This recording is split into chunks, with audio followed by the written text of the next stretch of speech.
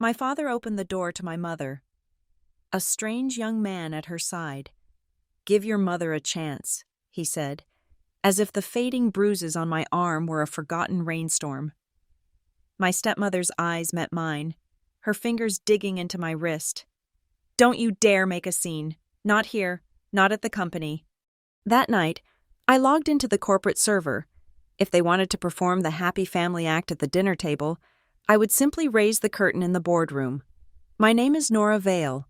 I'm 31 years old, and my world is one of polished concrete floors and the hum of climate-controlled servers. By title, I am the head of data ethics for Halcyon Meridian Logistics. By function, I am the keeper of the company's pristine public conscience, a carefully constructed facade I help maintain from the 40th floor of our glass and steel headquarters. Tonight, that world of sterile order shattered against the rain-slicked flagstones of my own front porch. The rain in Grayford isn't gentle. It's an industrial solvent, a cold, relentless downpour that strips the leaves from the oaks lining the driveway of the Vale mansion and soaks the concrete until it's the color of a fresh bruise. It was drumming against the Palladian windows when the doorbell chimed, a sound too crisp and formal for the storm or the hour. I knew before I saw her, a 16-year absence doesn't erase a person. It turns them into a ghost, a negative space around which your entire life contorts. When my father, Grant Vale, opened the heavy oak door, the ghost walked in, wrapped in a damp trench coat. My mother, Serena, and she wasn't alone. Beside her stood a young man, Eli, his face a mask of quiet neutrality, his presence an immediate and unnerving question mark. Serena looked older, of course. The lines around her eyes were deeper, etched not by laughter but by years I couldn't account for, but the eyes themselves, a sharp, intelligent blue so like my own, were unchanged. They met mine across the marble foyer, and for a heart-stopping second, the 16 years compressed into nothing. I was 15 again, standing in this same hall, watching her car pull away for the last time. My father cleared his throat, the sound as dry and devoid of emotion as a quarterly earnings report. "Nora," he didn't move to touch me, nor did he embrace my mother. He stood between us, the CEO brokering a hostile merger. "Give your mother a chance." The words were delivered like a corporate mandate, a directive to be followed, not a plea to be felt. He spoke as if the chasm of her absence could be bridged by simple compliance, as if the raw, ragged edges of my childhood were a minor logistical issue to be smoothed over. Then my stepmother, Rowan, glided into the foyer. She is Grant's second wife and Halcyon's executive vice president of human resources. Her movements are always fluid, economical, as if perpetually navigating a boardroom. She didn't look at Serena. Her gaze, sharp and analytical, landed directly on me. It wasn't a look of welcome or concern. It was a performance review. Her eyes scanned my posture, my expression, my clenched fists, checking for any deviation from the expected norm, any sign of dissent that might disrupt the carefully curated image of the Vale family. It was the same look she gave me in meetings, a silent assessment that measured compliance and calculated risk. Her lips, painted a severe shade of burgundy, barely moved as she spoke, her voice a low hum of authority. "Don't you dare make a scene." Her fingers, cold and strong, found my wrist and squeezed, a gesture hidden from the others by the angle of our bodies, a reminder. I didn't flinch. I felt the pressure directly over the mottled purple and yellow stain that marred my skin. My wrist was still tender, a souvenir from our encounter in the executive parking garage last week, the sharp, percussive impact of her stiletto heel striking my arm, a flash of white-hot pain for a misspoken word about a vendor contract. That, too, was a corporate action, a form of feedback delivered with brutal efficiency. I took a slow, deliberate breath, pulling air deep into my lungs. In, 1, 2, 3, 4, hold, 1, 2, out, 1, 2, 3, 4, 5, the cadence of control. As I breathed, I mentally pictured the Halcyon Meridian internal grievance flowchart, the one Rowan herself had designed and implemented, a beautiful, labyrinthine document promising anonymity and swift, impartial justice. I knew every sterile box, every branching arrow, every coded loophole. I knew it was a closed loop, a system designed to absorb and neutralize complaints, channeling them directly and exclusively to her own office. I had studied it not as an employee seeking recourse, but as an engineer studying a schematic, looking for the single, critical stress point that would make the entire structure collapse. And I had found it. The silence in the foyer was thick, broken only by the sound of the rain and the ticking of the grandfather clock. Serena broke it. She stepped forward, ignoring both Grant and Rowan, and placed a worn cardboard banker's box on the mahogany console table. The cardboard was soft with age, the corners frayed. "This is for you, Nora." Her voice was rougher than I remembered, strained. My hands felt disconnected from my body as I reached for the box. The lid came off with a soft sigh of yielding paper. The smell of dust and time and secrets rose to meet me. Inside, there was no sentimental collection of childhood drawings or faded photographs of happier times. It was an arsenal. A thick leather-bound ledger lay on top. Below it, a stack of faded thermal paper receipts, their text ghosting but still legible under the foyer's chandelier. And beneath those, a series of grainy, illicitly taken photographs. They showed rows upon rows of filing cabinets in what looked like a damp, concrete-walled storage room. The labels on the drawers were visible. Auric Lane Freight. Vendor payments, 2008-2010. Charity fund disbursements. It was a map to a corporate graveyard. The archives at the old, decommissioned North Docks facility. I lifted my gaze from the box. Eli, the silent young man, had moved to stand directly behind my mother. He hadn't said a word since arriving, hadn't offered a name or an explanation. He just watched, his expression unreadable, his stillness a heavy, palpable thing in the room. He wasn't just a companion. He was a piece on the board, a variable I hadn't yet calculated. His silence wasn't empty. It was a question hanging in the air, waiting for my answer. Looking from the contents of the box to my mother's determined face, and then to the silent challenge in Eli's eyes, I knew exactly what the question was. And I knew my answer. The performance was over. It was time to raise the curtain. The dinner that followed was a masterclass in corporate theater, performed in the hushed, cathedral-like space of the Vale family dining room. The table, a vast expanse of polished mahogany, reflected the cold, diamond-like points of the chandelier above. It was a boardroom table masquerading as a piece of furniture for a family, which was fitting. Here, family wasn't a relationship, it was a brand. Halcyon Meridian Logistics is an empire built on the asphalt arteries of the American Midwest. If you've ever driven down a desolate stretch of I-80 in Nebraska, or seen a massive windowless warehouse shimmering in the Ohio heat, you've seen us. We are the silent, invisible nervous system of commerce, a web of distribution centers, trucking fleets, and proprietary tracking software that ensures a pallet of widgets made in one faceless industrial park arrives at another exactly when the algorithm dictates. We don't make anything, we move everything. And my father, Grant Vale, built this empire on a simple, marketable creed. Family creates culture. The slogan is on every new employee handbook, on posters in every break room from Grayford to Grand Rapids. It's the cornerstone of his public persona. Grant Vale, the patriarch, leading his corporate family to greater efficiency, and at his side, the matriarch, Rowan, ensures the family is happy, compliant, and litigation-free. As the EVP of Human Resources, she chairs the company's Ethics and Oversight Committee. In theory, it's a body for accountability. In practice, it's a firewall. An elegantly designed legal moat to keep employee lawsuits from ever reaching the castle walls.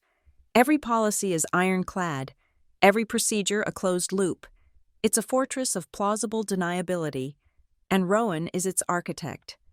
I watched her now, sitting opposite me. She was guiding the conversation, her voice a smooth, modulated instrument, inquiring about Serena's travels, a performance of polite interest that was as hollow as a shipping container. She held her wine glass with a manicured hand, her movements precise.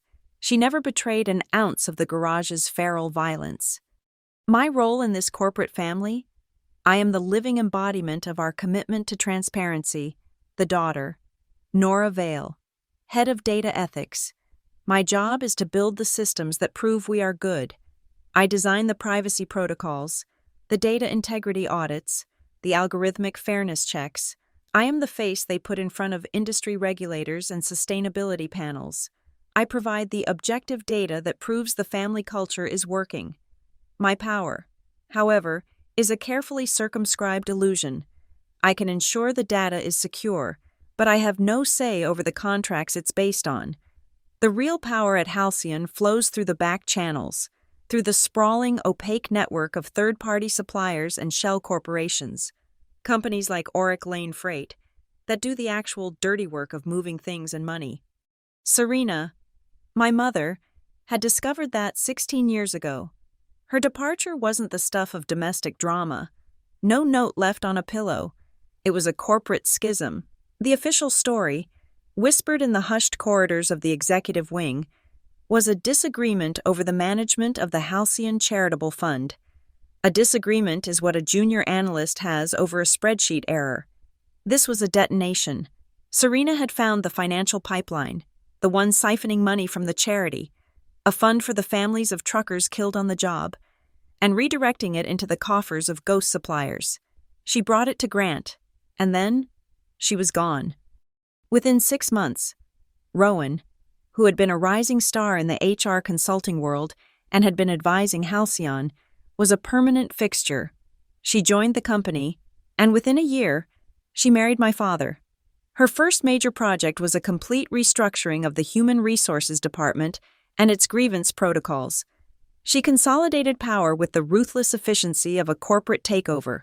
The old guard, the managers loyal to my mother's tenure, were phased out with generous severance packages and ironclad non-disclosure agreements. The new Halcyon was born, streamlined and invulnerable. "Nora is our compliance princess," Rowan said, smiling at Serena across the table. The words dripped with condescension, a compliment that was also a cage. It's a nickname that has followed me for years at the company, a way of acknowledging my intelligence while simultaneously diminishing my authority. A princess has a title, but no real power. She is a figurehead, a symbol to be displayed. She keeps us all honest. I smiled back, a tight, bloodless stretching of my lips. I just follow the data. Underneath the table, my fingers traced the edge of the bruise on my wrist. It was a familiar ritual. Every bruise, every cut lip, every time a slammed door left my shoulder aching, was an entry. In a fireproof safe in my apartment is a simple, leather-bound notebook. It's the same one that was in my mother's box. I call it the bruise ledger. It is not a diary of feelings. It is a forensic document. Each entry is recorded with clinical precision. Date, time, location, including GPS coordinates if possible. A description of the incident, using neutral, objective language, a list of potential witnesses, even if they were looking the other way. A detailed notation of the environmental conditions, the type of lighting, fluorescent, halogen, natural, the ambient sound, the angle and known blind spots of any nearby security cameras. Incident 47, last week's assault in the parking garage, was my most detailed entry yet. I had cataloged the make and model of the car parked next to us, the fresh rain on the concrete that might hold a shoe print. The exact timestamp on my parking garage access card read out, Rowan's violence was not random. It was a management tool, a way of enforcing hierarchy when words failed. And I treated it as such, a data point in a larger pattern of corporate malfeasance. I'd once tried to use the official channels, years ago, after a particularly vicious verbal tirade. I'd submitted a report through the company's much-lauded anonymous grievance portal. The system, designed by Rowan, promised total confidentiality, routing complaints through encrypted servers to an impartial third-party review board. I did some digging. The servers were encrypted, yes, but the final destination for every single report, no matter its origin or subject, was a single, dedicated inbox. An inbox whose sole administrator was Rowan. The third-party review board didn't exist. It was a digital dead end, a black hole for dissent. After that discovery, I never made the same mistake. My silence wasn't born of fear. Fear is a paralytic. What I felt was a cold, clarifying rage. I remained silent because a premature accusation, one I couldn't prove beyond a shadow of a doubt, would be dismissed as the hysterics of a disgruntled daughter. They would use my position, my family connection, to discredit me. I needed more than just a story. I needed an incontrovertible legal framework. I needed a chain of evidence so strong, so tightly woven between the physical violence, the corporate fraud, and the systematic cover-up, that when I finally presented it, the entire rotten structure would collapse under its own weight. I was not waiting for an opportunity. I was building a case. My mother's box was the cornerstone I had been missing. The old receipts, the photos of the North Docks archives, they were the historical data, the proof that this pattern of abuse and corruption predated Rowan's attack on me, that it was institutional, systemic. The meal concluded, Grant spoke of shipping futures and fuel costs. Rowan discussed a new wellness initiative for the company. Serena and Eli said almost nothing, observing the performance with an unnerving calm. As the housekeeper cleared the plates, Eli, who had been seated next to me, leaned in, his voice a low murmur that couldn't possibly carry across the table. He had watched me all night, his gaze analytical, as if he were memorizing every detail of the room, every interaction. "You have a plan, don't you?" he asked. It wasn't an accusation or a casual question. It was a statement of fact, a confirmation. He saw past the mask of the compliance princess. He saw the strategist beneath. I met his gaze. It was steady, serious, and for the first time that night, I felt a flicker of something other than cold resolve. It was the recognition of a potential ally. I gave a single, almost imperceptible nod. "I do," I murmured back, and it just got a hell of a lot better.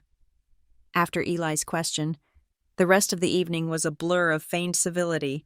I excused myself as soon as was polite. The cardboard box held securely under my arm, back in the sterile quiet of my high-rise apartment, away from the suffocating performance of family. I began my real work. My home is not a place of comfort. It's a laboratory, a clean room for the methodical dissection of facts. The bruise ledger is not just a book, it's a methodology. First, I addressed the most recent data point. Incident 47. I went into the bathroom, with its stark white tiles and unforgiving halogen lights, the same type of lighting used in the corporate parking garage. I held my wrist under the glare. The bruise had deepened, a hideous, blossoming galaxy of purple, blue, and sickly yellow. I picked up my professional DSLR camera, not my phone. A phone camera embeds too much variable metadata, easily challenged in court. I set the camera on a tripod, adjusting the parameters manually. ISO 800, aperture f/8, shutter speed 160. The settings were chosen to capture color and detail with minimal digital noise, mimicking what a forensic photographer would do at a crime scene. I placed a color calibration card and a small ruler next to my wrist in the first shot. Then, I photographed the injury from multiple angles, ensuring the timestamps on the raw image files were precise. Each click of the shutter was a nail being hammered into a legal coffin. This was not a picture of an injury. This was the foundation for a chain of custody. Next, my car. My vehicle is less a mode of transport and more a mobile data collection unit. I plugged my laptop into the car's OBD2 port, bypassing the standard user interface and accessing the raw system logs. The internal chronometer, which is synced to the atomic clock via GPS, had a record of every system event. 1932:04, driver's side door opened. 1932:09, Driver's side door closed. 1933-15. A significant percussive event registered by the internal accelerometer on the passenger side door panel, consistent with a body being slammed against it. 1934-58. Driver's side door opened. 1935-02. Driver's side door closed. I cross-referenced these timestamps with the building's security server, which I had back-end access to. Rowan's keycard was used to exit the P2 garage elevator lobby at 1931-50 and re-enter at 1935-20. The time frame was a perfect, damning bracket around the event. But the centerpiece of my evidence was the video. The standard dome cameras in the garage are grainy, with predictable blind spots Rowan knew well, which is why, 6 months ago, I'd installed my own. It's a tiny, custom-built unit with a high-definition, wide-angle lens, sealed inside the waterproof housing of my car's rear reverse signal light. It's powered directly by the car's battery and records on a continuous loop to a solid-state drive hidden in the chassis. From its low angle, it captures everything from the knees down with perfect clarity, including the distinct patent leather stiletto of Rowan's shoe striking my arm, and my body hitting the concrete pillar. I downloaded the encrypted video file, made 3 separate backups on encrypted drives, and stored them in different physical locations. With the physical evidence secured, I moved to the legal front. I composed a new email on a secure, end-to-end encrypted service. The recipient was my private legal counsel, a woman I'd retained 2 years ago for this express purpose. The subject line was Incident 47, Attorney-Client Privileged. The body of the email was a dispassionate summary of the assault, referencing the evidence I had collected without attaching it. It was a formal notification, an act that officially placed the event within a legal context and protected our future communications. She would know what it meant. The game had escalated. My final act for the night was to log into Halcyon Meridian's ERP system, the sprawling software that runs everything from payroll to supply chain management. I navigated to my own employee file. As head of data ethics, I had a high level of administrative privilege. I opened my performance log and added a new entry. It was a simple, declarative statement. On this date, I am formally noting a perceived risk of retaliation from executive leadership related to my duties in ensuring vendor contract compliance. I tagged the entry with a high-priority flag. Retaliation risk. It was a digital tripwire. Any attempt by Rowan or anyone else to alter my employment status, access my file, or even change my system permissions would now be logged as a potential response to this specific entry. It was a move that turned their own bureaucratic system against them. I was documenting my fear in the language of human resources, creating a permanent, time-stamped record of a hostile work environment right inside the machine they used to control us. Then, I opened my mother's box. The smell of old paper and bitter memories filled my apartment. I took out her ledger and placed it beside my own. Her entries were written in a hurried, spidery script, a stark contrast to my own blocky, precise printing, but the methodology was the same. Dates, times, incidents. G slammed office door on my hand, claimed it was an accident, ring finger bruised. During budget review, accidentally spilled scalding coffee on my lap, smiled as she handed me napkins. It was a 16-year-old echo of my own experience. The violence wasn't just domestic, it was corporate. And then I saw the pattern. I cross-referenced the dates in her ledger with the vendor payment records from the North Docks photos. Each act of intimidation, each accidental injury Serena had documented, occurred within 48 hours of a major, unusually large payment being approved for a supplier named Auric Lane Freight. My blood ran cold. I pulled up my own ledger. Incident 42, a misunderstanding where Rowan had backed me into a corner in the copy room, had occurred the day before a rushed renewal of the Auric Lane contract. Incident 47, the stiletto in the garage, happened 2 days before the quarterly board meeting, where the agenda included a proposal to significantly expand Auric Lane's territory and rates. The violence wasn't random. It wasn't about losing her temper. It was a tool of coercion. It was the physical enforcement mechanism for a financial crime. I spent the next 2 hours on a deep dive into the corporate registry and public records, my fingers flying across the keyboard. Auric Lane Freight was a ghost. It had a PEO box address, no functioning website, and a fleet of trucks registered to a dozen different holding companies.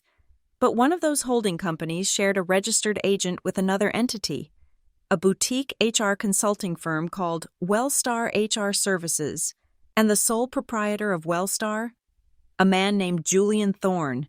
Rowan's maiden name, Julian, was her brother. The diagram I drew on my whiteboard was stark and ugly, a simple flowchart showing millions of dollars flowing from Halcyon's charitable fund and operating budget to Auric Lane, then being funneled through shell companies back to an entity controlled by Rowan's immediate family.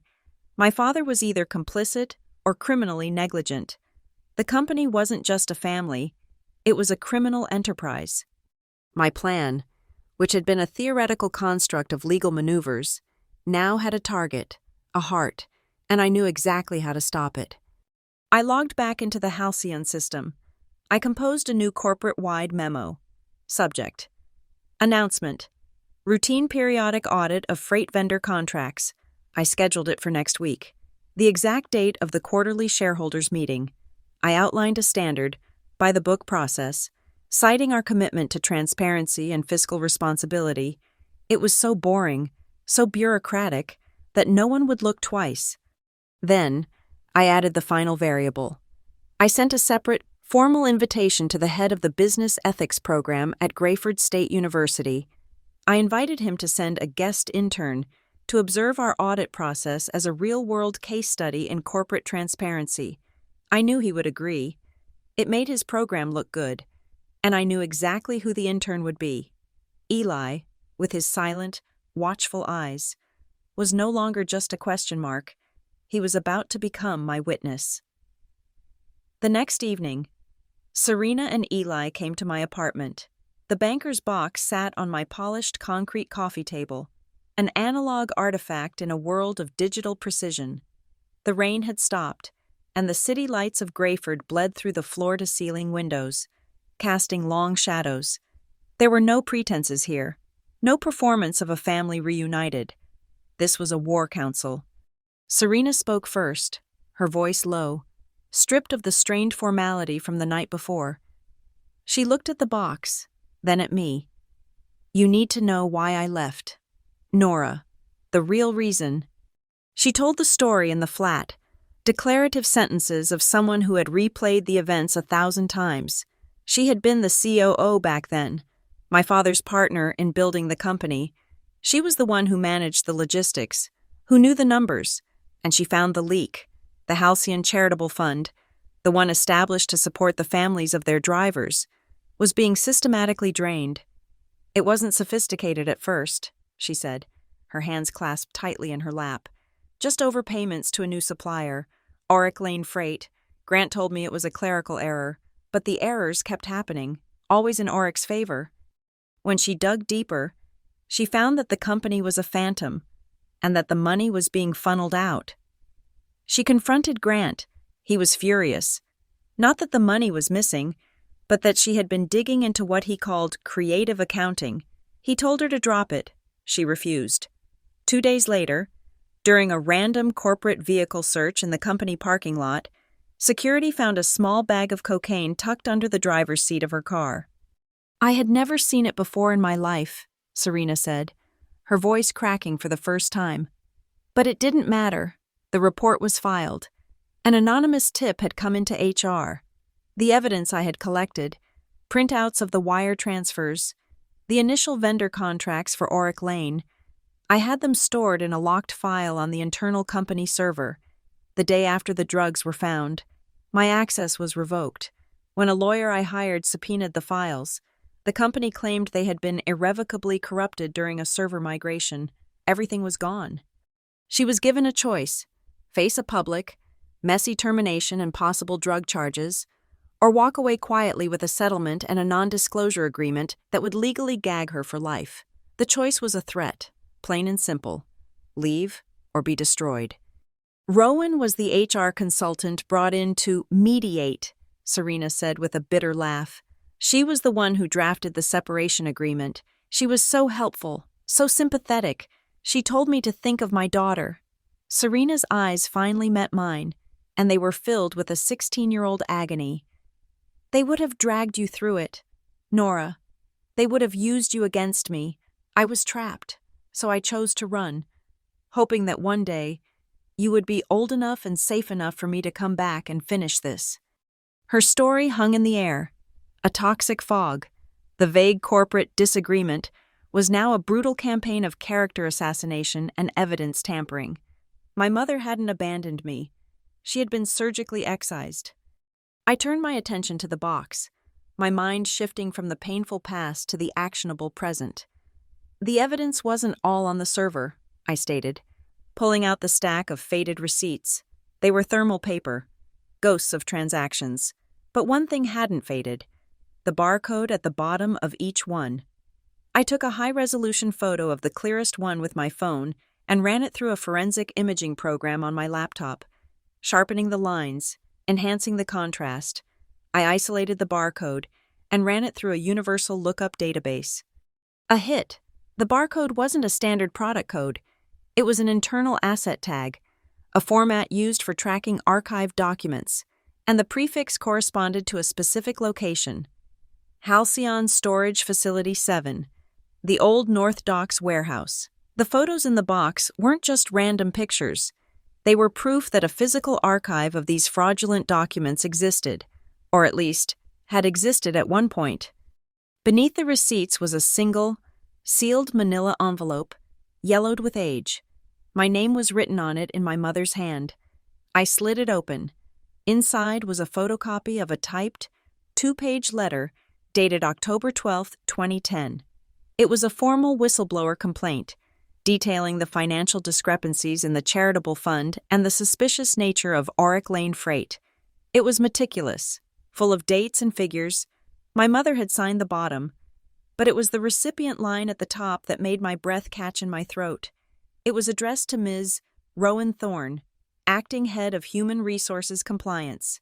She had known, from the very beginning, before she was my father's wife, before she was an EVP, she had received a formal complaint detailing the entire scheme. She hadn't just mediated, she had buried the body. That's when Eli moved.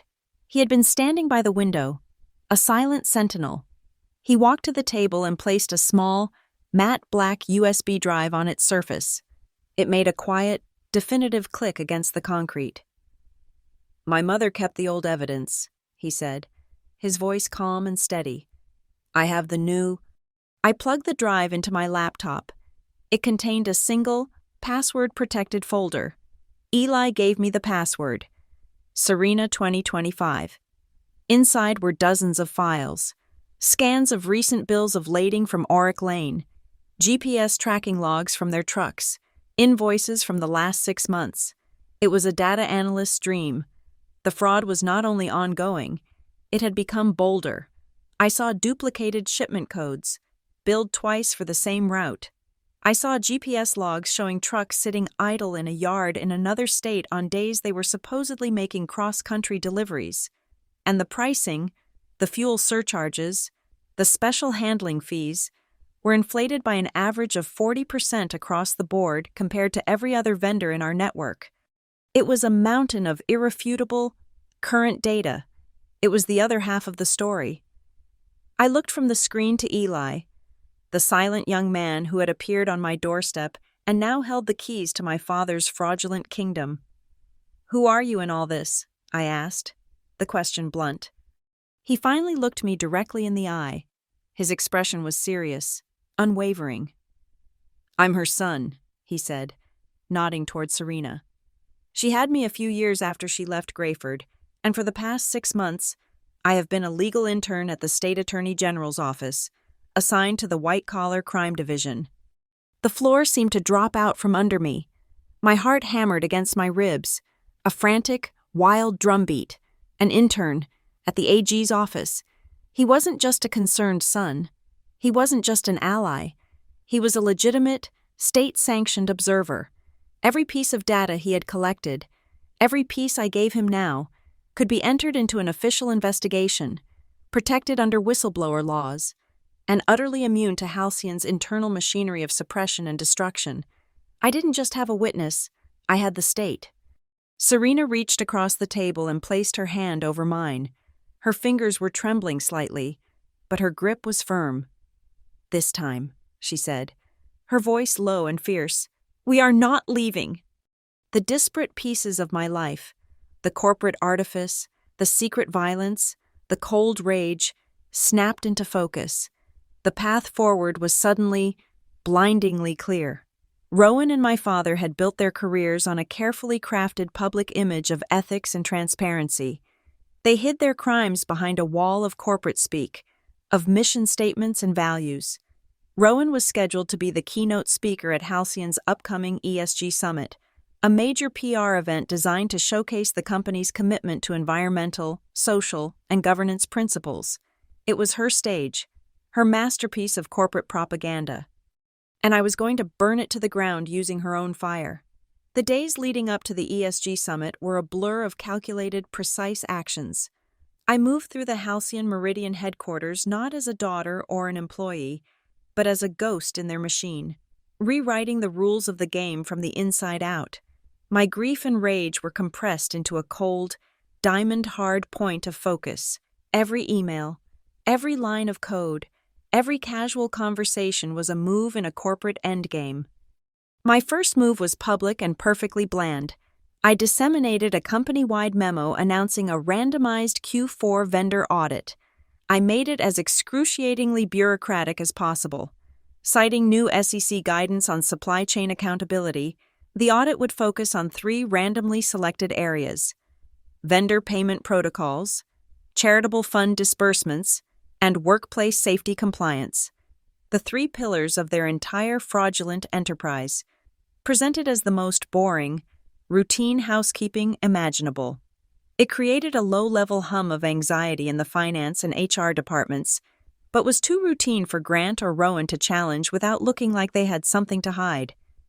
It was the background noise against which I would stage the main event. The main event was Rowan's keynote address at the ESG Summit, her moment in the spotlight. I approached her with a proposal, framing it as an innovation to elevate her presentation. "Rowan," I began, catching her in her glass-walled office. "The trend in ESG reporting is moving toward radical transparency. Pre-packaged slides are seen as inauthentic. What if, for your keynote, we do something groundbreaking? Instead of showing static charts, you present from a live, real-time data dashboard. We could show our actual, up-to-the-minute supply chain efficiency, our safety incident rates, our charitable giving. We could prove our commitment instead of just talking about it." I watched her eyes. She saw the PR value immediately. A live data presentation was bold, confident. It would make her look like a visionary. "A direct transparency clause," she mused, tasting the corporate jargon. "I like it. It's muscular." "Exactly," I said. "I'll draft the technical and procedural protocol and send it over for your approval. It just needs to be a simple digital sign-off to authorize the data streams." The protocol I drafted was a Trojan horse. Buried in pages of technical specifications about server loads and data refresh rates was a single, legally binding clause. The presenter agrees to a full and unfiltered real-time display of all selected data categories, with system-level notifications and metadata enabled to ensure authenticity. I emailed the document to her. 30 minutes later, the notification came back. Approved, R. Thornvale. Her digital signature, cryptographically secure and legally binding, was now attached to her own undoing. She had just signed a confession without reading the fine print. With her authorization secured, I began building the traps. The presentation dashboard was my primary weapon. On the surface, it was a clean, professional interface with Halcyon's branding, showing maps of shipping routes and graphs of on-time delivery rates. But I embedded a hidden layer, a specific data visualization that could be activated with a single click. It was a Geographic Information System, GIS. Map. On it, I plotted the corporate registration address of Auric Lane Freight. Then, I plotted the address of Wellstar HR Services. The 2 pins landed on the exact same desolate warehouse property in Dunlin Park, a detail that was public record, but that no one had ever thought to cross-reference. The visual was simple, intuitive, and damning. Next, I set the tripwire. I wrote a simple webhook, a few lines of Python code, and embedded it on the back end of our vendor management database. The trigger was specific. Any user attempting to edit or delete the master records for Auric Lane Freight, the moment such an attempt was made, the script would automatically fire off a data packet containing the user's ID, IP address, timestamp, and the exact nature of the attempted change. The packet had 2 destinations. One was a secure, anonymous server belonging to my external legal counsel. The other was a designated digital evidence locker at the State Attorney General's office, an address Eli had provided me. Any attempt to cover their tracks would now be an independently verified, time-stamped act of obstruction. Eli himself was the next piece. I used Rowan's own PR-driven initiative, a new partnership with the Grayford State University Business School, to bring him inside. I drafted an academic observer agreement for a visiting intern, citing the ESG Summit as a perfect educational opportunity. The university's legal department reviewed it, and Halcyon's legal team, seeing it as a no-risk PR fluff piece, rubber-stamped it. I used my administrative privileges to issue Eli temporary credentials. His access was read-only, but the scope was vast, covering all the financial and vendor data streams that would be used in the presentation. He was now a legitimate presence, an official witness with a legal right to be in the room and see the data. With the technical and legal framework in place, I moved to manipulate the audience. I sent a secondary, high-priority calendar invitation to all board members and major shareholders who would be attending the ESG Summit. The original invitation was for the full-day event. My new invitation was for a specific 30-minute session immediately following Rowan's keynote. The title was deliberately provocative. Urgent Board Update, a deep dive into supply chain transparency and vendor irregularities. It was a shot across the bow. It changed the context of Rowan's speech from a PR presentation into a prelude for a corporate crisis meeting. It ensured that every shareholder would be watching her not for inspiration, but for answers. The day before the summit, I did a tech check in the main auditorium. I spoke with the head of the IT events team. Mark, for the live demo tomorrow, can we make sure the main projector is running in standard desktop mode, not full-screen presentation mode? I might need to pull up a secondary application, and I don't want PowerPoint to lock up the screen. It was a plausible request. He agreed without a second thought. This would ensure that any system notifications, like access denied, would pop up on the massive screen behind the podium for the entire audience to see. While I was there, I requested a slight adjustment to the primary live stream camera, positioning it over the presenter's shoulder. Better audience engagement, I explained. It gives a sense of their point of view. Its real purpose was to get a clear, unobstructed shot of the keyboard and mouse on the podium. My final move was the simplest. That evening, after everyone had gone home, I walked into the empty auditorium and logged into the presentation computer. I didn't access any hidden files or change any settings. I simply created a new, empty PDF document on the desktop, in plain sight. I named it Integrity Pledge, PDF. It was a piece of bait, a psychological trigger. In the stressful moments before her speech, if Rowan or my father saw that file, their curiosity, their paranoia, might get the better of them. Any attempt to open it, move it, or delete it would be logged by the system. It was a meaningless file, a blank page, but its name was a question, and how they answered it would be their final, unforced error. The board was set. The pieces were in motion. All I had to do now was wait for the Queen to make her move.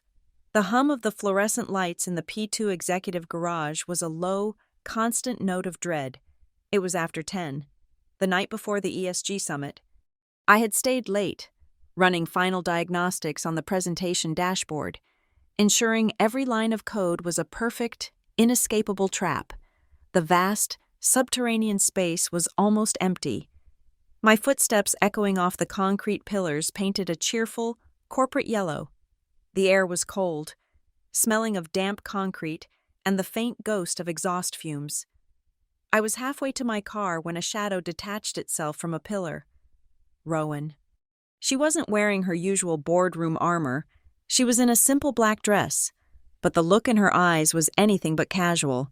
It was the same feral intensity I'd seen a week ago, just before she'd brought her heel down on my arm. She moved to block my path, her posture radiating a coiled, dangerous energy. "Cancel the presentation.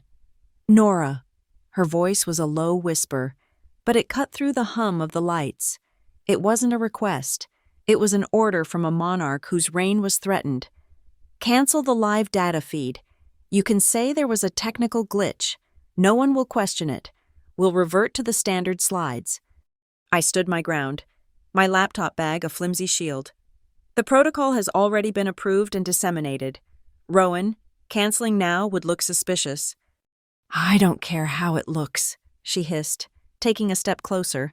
The scent of her expensive, cloying perfume filled the space between us. "You are not going to stand on that stage and humiliate this family, this company." "The data doesn't humiliate anyone," I said, my voice colder than the concrete floor. "It just tells the truth." Her face contorted, the carefully constructed mask of the serene executive melting away to reveal the raw rage beneath. The sound of her hand striking my face was a sharp, ugly crack that echoed in the cavernous space. The force of it snapped my head to the side, and a constellation of bright, painful stars exploded behind my eyes. My cheekbones screamed in protest. My legs gave way, but my mind was a block of ice. I didn't fall backward. I stumbled sideways. A calculated, seemingly clumsy movement. I let my momentum carry me until my back and shoulders slammed hard into one of the yellow pillars. The impact jolted through my body, but I barely felt it. My eyes were fixed on a small, dark speck on the opposite wall, the lens of my custom-installed reverse signal camera. I was in frame. The entire scene, from this angle, was perfectly captured. As I slid down the rough surface of the pillar, my hand went to my throat, a gesture that would look like I was steadying myself, catching my breath. My fingers found the small, cool metal of the pendant on my necklace. It was a simple silver disc, a piece of minimalist jewelry. I pressed the nearly invisible indentation on its edge. A tiny, imperceptible vibration against my skin confirmed it was active. The microphone was live, the audio stream feeding directly and securely to my lawyer's cloud server and to the digital evidence locker at the Attorney General's office. They were listening. I pushed myself up, tasting the coppery tang of blood in my mouth. I looked directly at Rowan, whose chest was heaving with fury. I raised my voice, ensuring it was clear and loud, projecting into the echoing space. "You are physically assaulting me because of a corporate audit I scheduled. You are trying to intimidate a whistleblower. This is retaliation." I repeated the legal term, a word I knew would be a red flag for any prosecutor listening. "This is a felony, Rowan." Her eyes widened, a flicker of panic replacing the rage. The sound of approaching footsteps made her flinch. A halcyon security guard, doing his nightly rounds, was walking toward us, his curiosity piqued by the sound of the slap. Rowan's transformation was instantaneous and sickening. The predator vanished, replaced by a terrified victim. Her face crumpled, and she produced a torrent of convincing, theatrical sobs. "Oh my God! Nora, are you all right?" she cried, rushing toward me. "She tripped. She just fell. So hard. Against the pillar." She turned to the guard, her voice thick with fake concern. "Help me. She's disoriented. She hit her head." The guard, a young man named Carlos, looked from my bleeding lip to Rowan's tear-streaked face, his expression a mask of confusion. "Ma'am, I thought I heard—" Before he could finish, the piercing sound of a police siren echoed down the garage ramp, growing rapidly louder. A squad car, its lights flashing and painting the gray concrete in strobing blues and reds, screeched to a halt 20 feet away. 2 uniformed officers got out, their movements calm, deliberate, and utterly unimpressed by the corporate drama. We received a priority dispatch from the AG's office, the senior officer said, his eyes scanning the scene. He wasn't looking at Rowan or me. He was looking at his department-issued tablet. He tapped the screen, and I knew what he was watching. The live feed from my car's camera, a low-angle, high-definition recording of Rowan's unprovoked assault. He looked up from the screen, his gaze landing on Rowan. Her sobs died in her throat. The color drained from her face. "Ma'am," the officer said, his voice flat and official, "please put your hands behind your back." The metallic click of the handcuffs was the loudest sound I had ever heard. Rowan stood frozen, her face a grotesque mask of disbelief and fury as the officer read her rights. A moment later, another car, a black town car, swept down the ramp. My father, Grant, got out, his face pale, his eyes darting around the scene as if he couldn't process it. He didn't look at me. He looked at the flashing police lights reflecting off the hood of his own car, at the Halcyon Meridian logo on the wall behind Rowan. "In the company parking garage," he murmured, his voice a lost, hollow whisper. His first thought wasn't for me, but for the sanctity of his corporate domain. Then, a final car arrived. Serena and Eli. My mother rushed to my side, ignoring everyone else. She gently tilted my head to the side, her touch surprisingly steady. She pressed a cool, damp cloth she'd brought from her car against my swelling cheek. "It's time, Nora," she said, her voice a low, fierce anchor in the chaos. "It's time to open your Pandora's box." I met her eyes, the pain in my face a distant, secondary concern. I gave a single, sharp nod. I pulled out my phone. My fingers were trembling slightly, but my movements were precise. I opened a secure app, entered a 12-digit code, and pressed the single, red icon on the screen. A confirmation message flashed. "Command executed. Vendor data lock initiated. All records frozen." Across the city, in a secure Halcyon server farm, a silent, irrevocable process began. The master files for Auric Lane Freight, and every related financial record, were being locked down, flagged as part of an official legal hold, and made permanently unalterable. Rowan could no longer delete the evidence. The trap was sprung, the box was open, the auditorium was a sea of dark suits and hushed anticipation. The air in the Halcyon Meridian Conference Center was thick with a tension that had nothing to do with Q4 projections. News of Rowan's arrest the previous night had ripped through the corporate intranet and the local financial press. Her keynote address had been canceled, replaced by a terse placeholder on the agenda, a special address on corporate governance by Nora Vale. I walked onto the stage. The makeup artist had done her best, but a faint, ugly shadow still bloomed on my cheekbone, a visible testament to the violence that had precipitated this moment. I wasn't hiding it. Let them see. My father sat in the front row, a stone effigy of a man, his face gray, his eyes hollow. Beside him, an empty chair screamed Rowan's absence. Shareholders, analysts, and reporters watched me, their faces a mixture of curiosity and predatory glee. In the third row, Serena and Eli sat together, islands of calm in the churning sea. I bypassed the polished oak podium and stood at the simple tech lectern that controlled the massive screen behind me. I didn't smile. I didn't offer pleasantries. "Good morning," I began, my voice clear and steady, amplified by the theater's perfect acoustics. We were scheduled to have a presentation on Halcyon's commitment to environmental, social, and governance principles today, a presentation built on slides and talking points. We've decided to do something different. With a click of the mouse, the screen behind me came to life. It wasn't a PowerPoint slide. It was the live data dashboard. "This is the Halcyon Meridian Operational Network, in real time," I said. "Our commitment to transparency, as of this moment, is no longer a marketing slogan. It is a demonstrable fact." I started with the mundane, the corporate. I brought up a map of our Midwest distribution routes. Let's examine the performance of one of our key vendors, Auric Lane Freight. I filtered the data. A web of red lines spiderwebbed across the map. As you can see, Auric Lane has a significant operational footprint. However, a closer look at the data reveals certain anomalies. I clicked again, isolating a single truck's route. For example, this truck, number 74 has logged 3 round trips between our Grayford and Columbus facilities in the last 72 hours, billing us for each one. Yet, its GPS data shows it has not left the Dunlin Park marshalling yard. The room was silent. I switched to a new data visualization, a line graph. Here we have Auric Lane's fuel adjustment fees for the past 24 months, plotted against the industry's benchmark index.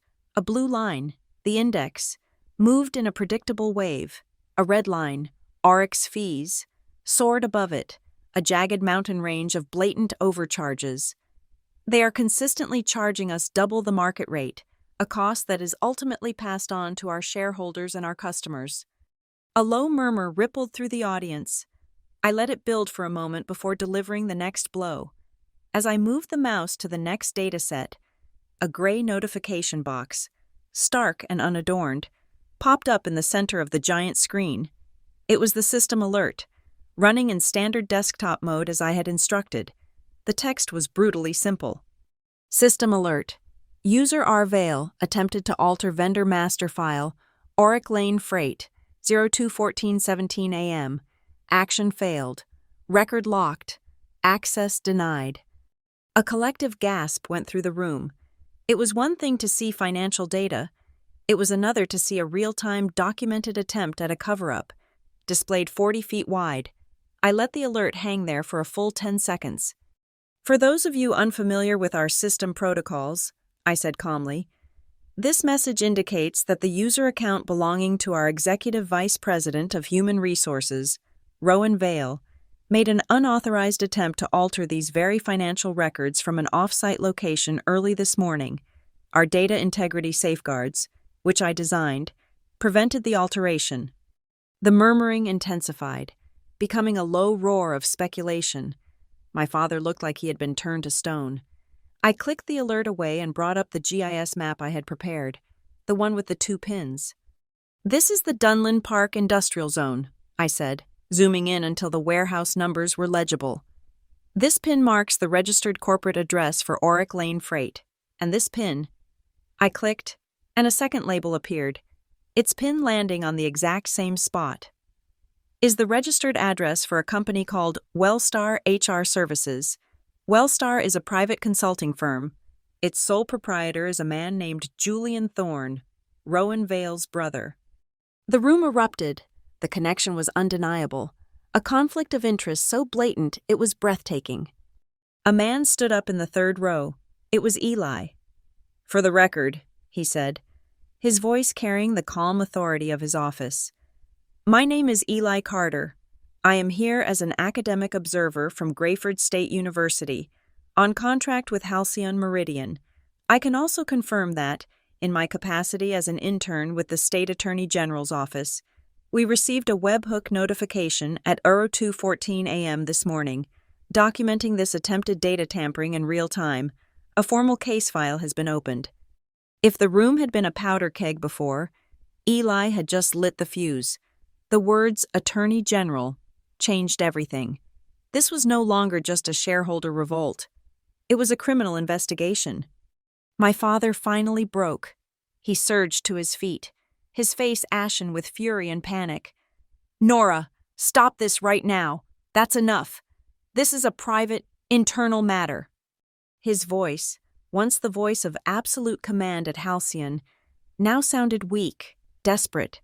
Before I could respond, a figure moved from the 3rd row to the aisle. Serena. She walked with a slow, deliberate grace to a small, secondary microphone on a stand, intended for audience Q&A. She switched it on. Internal matters, she said, her voice shaking with a 16-year-old rage, yet resonating with absolute strength, have been abused at this company for long enough. She looked directly at Grant, her husband, the man who had erased her. The audience turned as one to look at her. The abuse of internal processes to silence people has a long history here, I said. picking up her cue. A history that predates the financial crimes. I clicked my mouse one last time. The dashboard vanished, replaced by a grainy, silent video file. It showed a younger Rowan, her face a mask of fury, in a halcyon office from a bygone era, and it showed her physically shoving a younger Serena, my mother, out of the doorway, throwing a box of her personal effects after her. It was the moment my mother was excised from the company, from my life, the digital ghost, resurrected. A sharp barking sound came from the front row. "Mr. Chairman!" It was Harrison Croft, Halcyon's general counsel. He was on his feet, his face pale, his eyes wide with professional terror. He saw the lawsuits, the indictments, the stock price plummeting. "The board of directors needs to convene an emergency session. Immediately. We are adjourning this summit." He was trying to wrest back control, to stop the bleeding. He looked at me, a plea and a command in his eyes. I held his gaze. "Transparency," I said, my voice cutting through the chaos, clear and final. "Doesn't wait for a scheduled meeting." I clicked the mouse, and the screen went black. The emergency board meeting convened not in the main boardroom with its panoramic city views, but in a smaller, windowless conference room on the sublevel. It felt like a bunker, a place for damage control and amputations. The air was stale, the silence absolute. Serena, Eli, and I sat on one side of the long, polished table. Across from us sat my father, flanked by the company's terrified-looking general counsel, Harrison Croft, the rest of the board, a collection of grim-faced men and women who had profited from my father's leadership for years, filled the remaining chairs. One chair, at my father's right hand, remained empty. Rowan's. Its vacancy was a tangible presence, a black hole in the room. There were no pleasantries. Croft, his face the color of old parchment, began. He read from a prepared statement, his voice a monotone that did nothing to soften the brutal facts. He presented a summary of events, stripped of all emotion and reduced to the stark language of legal liability. "At approximately 22:15 hours last night," he began, "an incident of physical assault occurred on company property, perpetrated by Executive Vice President Rowan Vale against Ms. Nora Vale. The assault was captured on video and audio, which has been entered into evidence by the Grayford Police Department and the State Attorney General's Office. This act appears to be a direct response to a corporate audit initiated by Ms. Nora Vale, constituting a prima facie case of whistleblower retaliation under both state and federal statutes." He paused, letting the words sink in. He didn't look at me or my father. He looked at the wood grain of the table. "Furthermore," he continued, "a preliminary review of the vendor contracts central to Ms. Vale's audit has revealed significant irregularities, specifically concerning the vendor Auric Lane Freight." He slid a thin binder across the table. "This contains documentary evidence, authenticated by our internal systems, showing that over the past 8 years, Rowan Vale, using her executive authority, personally approved 17 separate contracts and contract extensions with Auric Lane Freight. The total value of these contracts exceeds $80 million. He finally looked up, his eyes meeting each board member's in turn. "As has been made public, the registered address for Auric Lane is identical to that of a private firm owned by Ms. Vale's brother. This represents a catastrophic failure of governance and a profound conflict of interest." The room was utterly still. The board members, who had for years rubber-stamped Rowan's and Grant's decisions, now looked at my father as if he were a stranger, a liability that could drag them all down. My father said nothing. He just stared at his hands, clasped on the table before him. Then, Serena spoke. Her voice was quiet, yet it commanded the attention of everyone in the room. "There is one final piece of this." She slid a large sealed envelope across the table toward Croft. "This is a matter of corporate succession and ownership." Croft picked up the envelope as if it might be toxic. "What is this?" 16 years ago, Serena explained, A document was altered within the Halcyon HR department. It was a certified copy of a medical report. That altered document was used in a private settlement to change the beneficiary structure of my late mother-in-law's controlling trust. A flicker of something, recognition, fear, crossed my father's face. He looked up at Serena, his eyes wide. The head of HR compliance at that time, Serena continued, her voice level, was Rowan Thorne. She oversaw the filing of the altered document. Croft slit the envelope open and pulled out 2 documents. One was a crisp, modern lab report. The other was an older, yellowed piece of paper, clearly a photocopy, with a notarized seal at the bottom. "I don't understand," he said, confused. "This appears to be a genetic test result."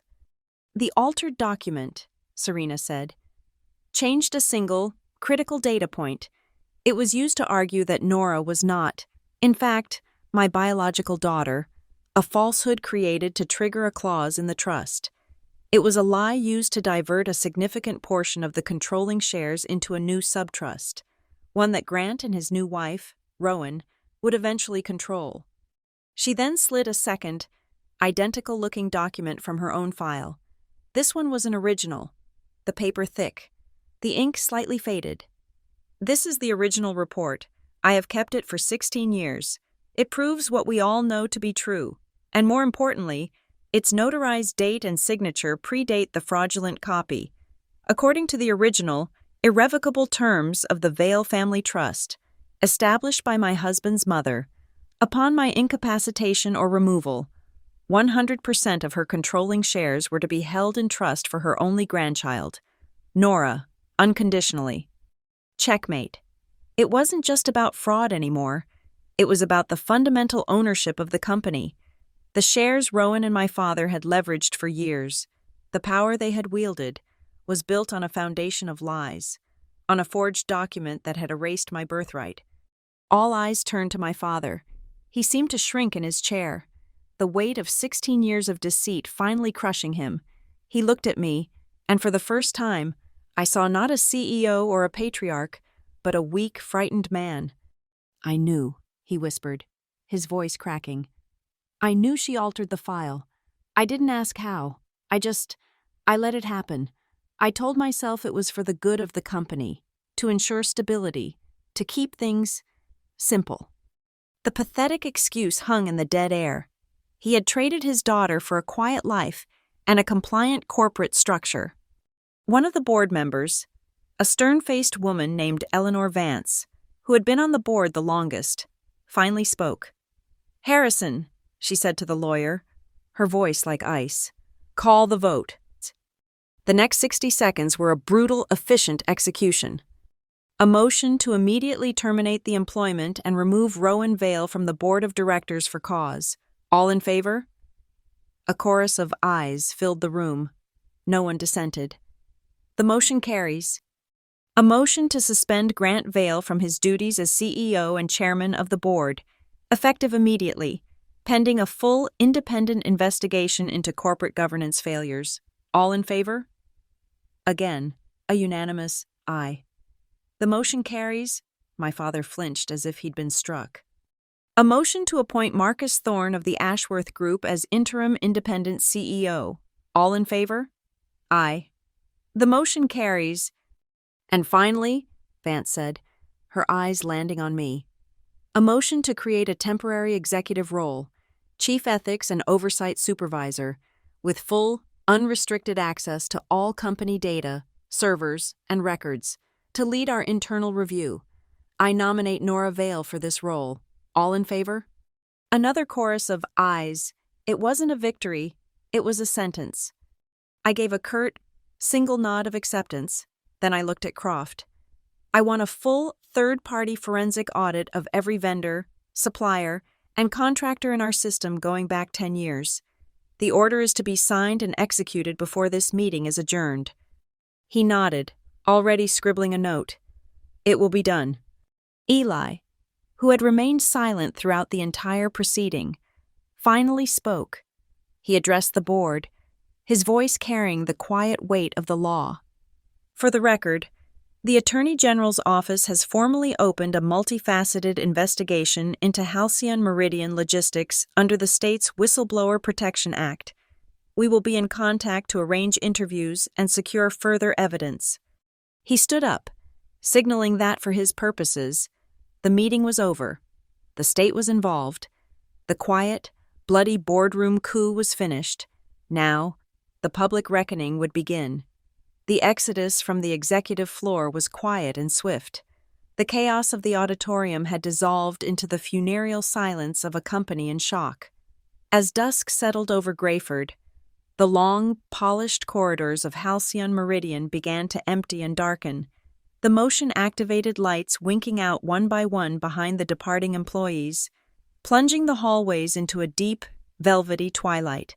A man from the facilities team, his face impassive, moved with a slow, methodical rhythm, taking down the large, glossy posters that had lined the walls for years. He peeled one from the wall outside the boardroom, the vinyl stretching and distorting my father's smiling face. The slogan, "Family creates culture," tore with a soft, final rip. All that remained on the beige wall was a ghostly rectangle of clean paint and the sticky, translucent residue of adhesive tape. Serena, Eli, and I stood in the glass-walled office that had been my father's, looking out at the city lights beginning to prick the darkness. The room was sterile, impersonal, already feeling like a museum exhibit. My mother came to stand beside me, her reflection a faint ghost next to my own in the window. "Do you regret it, Nora?" she asked, her voice soft. Not a question of judgment, but of genuine concern for the weight I now carried. I didn't answer immediately. I raised my hand and gently touched the tender, discolored skin on my cheek. My gaze drifted down to my wrist, where the older bruise had faded to a mottled, ugly yellow, the color of old paper.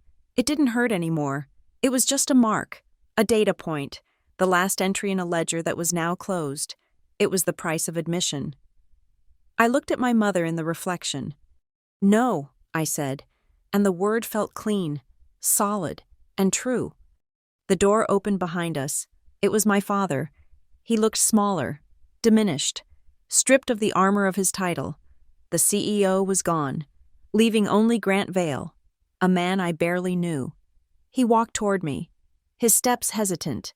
Harrison Croft, the lawyer, hovered in the doorway, holding a thin folder. "Nora," my father began, his voice raspy, I was wrong. For everything. For what I let happen to your mother.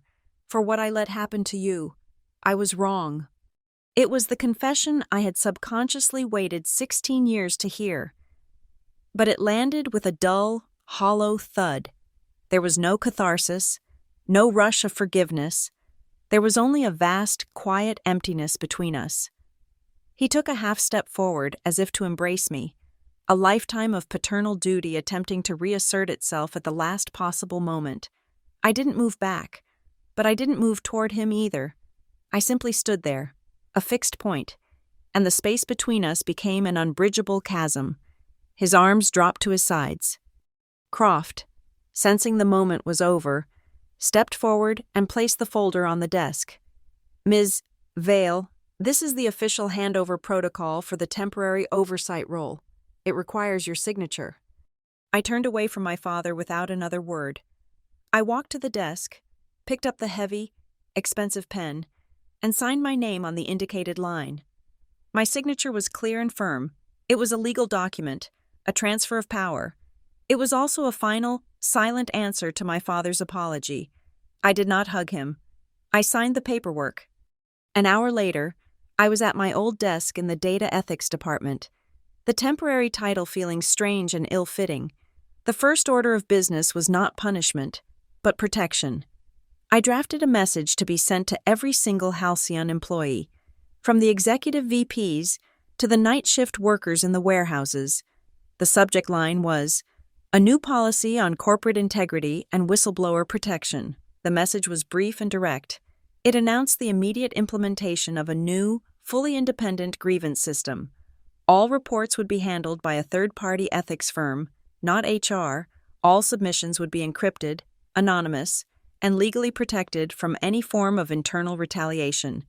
The last line was simple. Halcyon Meridian will now protect those who tell the truth. I hit send. A commotion in the hallway drew my attention.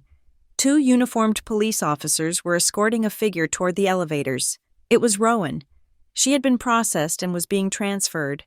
She was in a simple pantsuit, her wrists bound in front of her by a pair of gleaming steel handcuffs. As they passed my glass-walled office, she stopped. She turned and looked at me, her eyes burning with a hate so pure it was almost beautiful. The serene mask was gone forever. "You think you've won," she spat, her voice a low, venomous rasp. "But they will all turn on you. You'll tear this company, this family, apart, and when the dust settles, you will be utterly and completely alone." It was a curse, her final, desperate attack. I didn't respond. I simply looked past her, to where Serena and Eli were standing by the elevators, waiting for me. They were my new reality, a quiet, solid truth that her words could not penetrate. I met Rowan's furious gaze. "No," I said. The officers gently tugged her arm, and she was gone. Later, the 3 of us stood on the small terrace outside the main entrance. The night was cool and clean. The rain had stopped, and the air smelled of wet asphalt and new beginnings. Above us, the massive, illuminated Halcyon Meridian sign cast a cold, blue-white light. I could see its reflection in the puddles on the ground. The familiar logo wavering in the water, a perfect image of a stable world, suddenly made fluid and uncertain. The sky was not black, but a deep, slate gray, the clouds beginning to break apart. Back in my office, I logged into the presentation lectern from the auditorium one last time. On the desktop was the file I had placed there the night before. Integrity Pledge, PDF, the bait, the unused piece of the trap. I right-clicked on the icon and moved the cursor down to Delete. With a soft, anticlimactic click, it vanished into the recycle bin. The gambit was complete. Eli leaned against the doorframe, watching me. He had a small, wry smile on his face. "You're a good chess player," he said, the first moment of levity in a day defined by crushing weight. I logged out of the system and turned off the monitor, plunging the office into near darkness, lit only by the glow of the city outside. I thought about his question. I thought about the years of silent observation, of documenting every injury, of studying every corporate loophole, of the breathing exercises that had kept me from screaming in hallways. It was never a game. "I just learned how to count my breaths," I said. The boardroom was a tomb. Hours had passed since the vote, and the silence that remained was heavier than any argument. The only light came from a single, recessed fixture above the center of the table, casting a pool of sterile white on the polished mahogany. The rest of the room was lost to shadow. The skyline of Grayford, a distant, indifferent pattern of light through the dark glass. The air was cold, still carrying the ghost of the day's tension. Harrison Croft stood at the head of the table, his face etched with the exhaustion of a man who had spent the last several hours dismantling a corporate dynasty to save its foundation. He slid a single, multi-page document into the pool of light. It was bound in a simple, dark blue cover. The title on the front was stark: Comprehensive Forensic Audit Mandate and Authorization.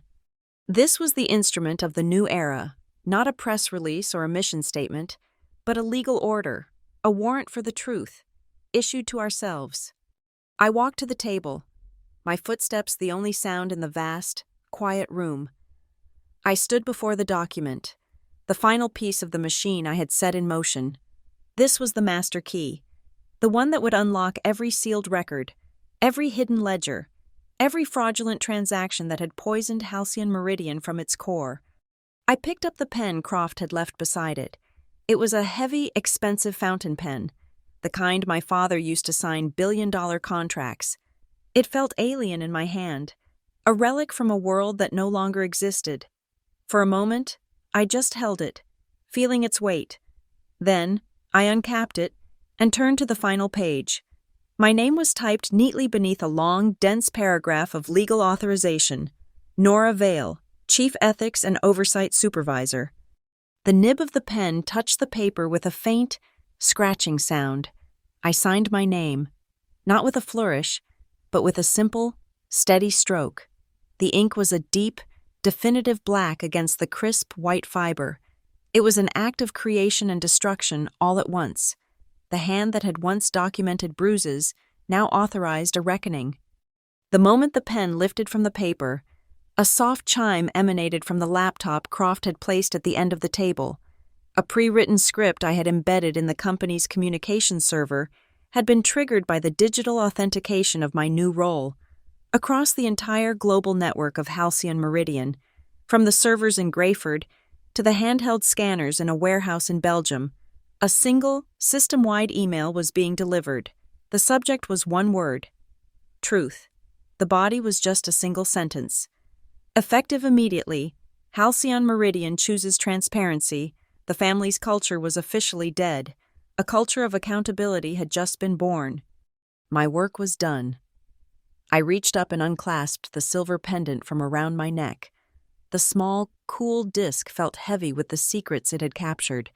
The microphone, the tool that had turned Rowan's violence into her undoing, was now just a piece of metal. I walked over to the side table where the banker's box, my mother's box of fire, still sat. I placed the necklace gently on top of its frayed cardboard lid. The weapons of this war could be laid down. A soft touch on my shoulder made me turn. Serena stood behind me, her eyes clear. She didn't offer a hug or a speech. She didn't need to. She looked at the box, at the necklace, and then at me. Her hand squeezed my shoulder gently. "It's done," she said. 2 words that contained 16 years of pain, and the promise of a future that was finally ours. From far away, through the soundproof glass of the 40th floor, I heard the faint, fading cry of a single police siren as it moved away from the city center, its urgency dissolving into the vast, quiet night. The last echo of the crisis was gone. I caught my reflection in the dark. Panoramic window.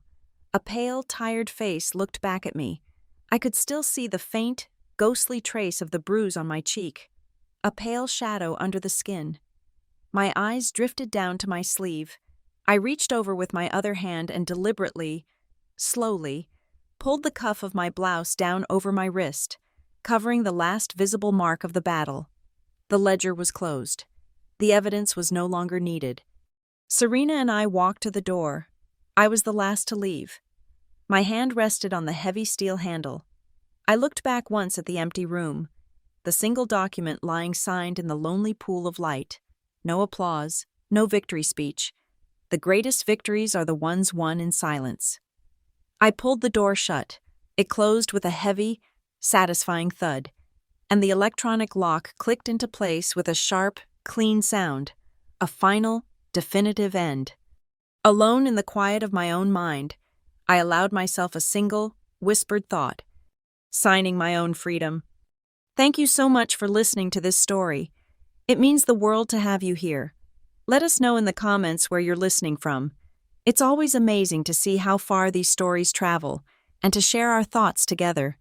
If you enjoyed it, please consider subscribing to the channel and liking this video. And to give this story an extra boost, you can support us by hitting the hype button. It really helps this video be heard by more people.